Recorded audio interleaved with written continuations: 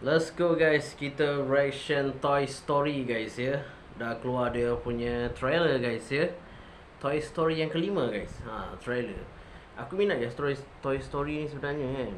Tapi yalah kan, ada masa ni kita reaction untuk Toy Story. Dan jangan lupa berpuasa guys ya. Ya, bulan Ramadan ni lupa pula. Intro dulu guys, intro.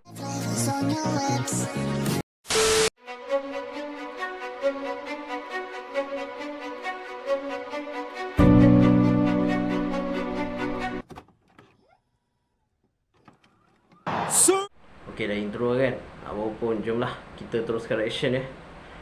Okay, dengan kiraan 1, 2, 3 and play.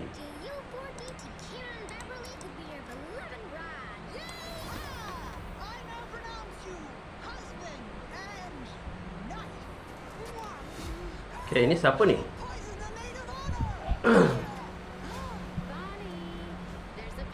Animation dia dah berubah animation dia. Oh, dah guna teknologi. Budak ni dah besar lah. Oh, dah sekarang guna yang tu dah, tab.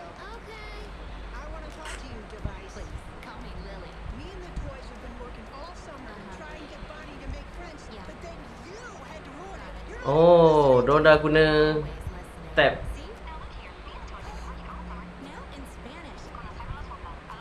Oh. Oh, dia punya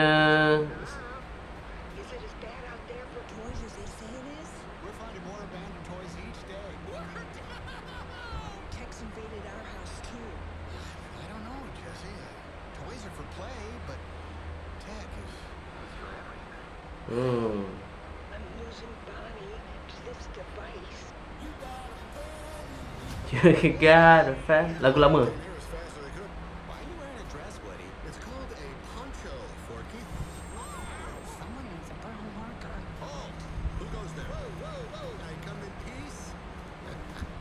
It's been too long, cowboy. What are you, some sort of old man toy? What? She thinks you're old because you're bald, Woody. Bonnie needs help from someone at least from the same century. Okay.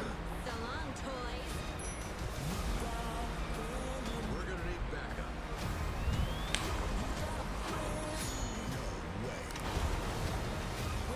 She's getting away, boss. Musuh dia sekarang tablet. Oh.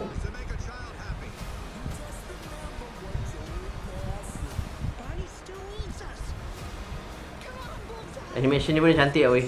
Cantik.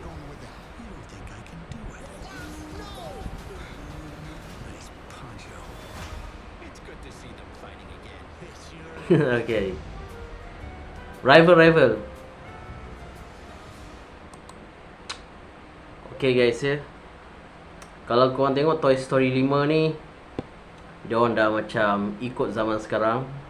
Diorang punya villain diorang adalah tablet atau handphone teknologi sekarang. Dan Rival is back guys ya. Dua-dua Rival ni memang kita tahu memang aku lupa dua-dua mainan ni.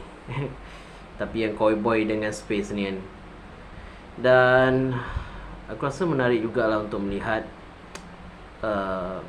Pixar buat balik untuk Toy Story ni. Sebenarnya Toy Story ni dah kira, aku rasa nak ending dah habis dah. Tapi diorang buat lagi.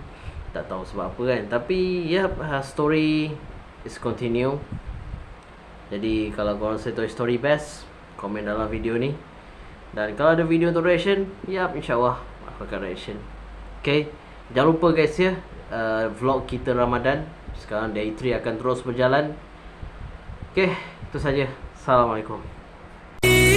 Aku ada bola gol, jangan ragukan. Mas sampai akhir tak kenal lelah. Buktikan skill tak terbantahkan. Jadilah bintang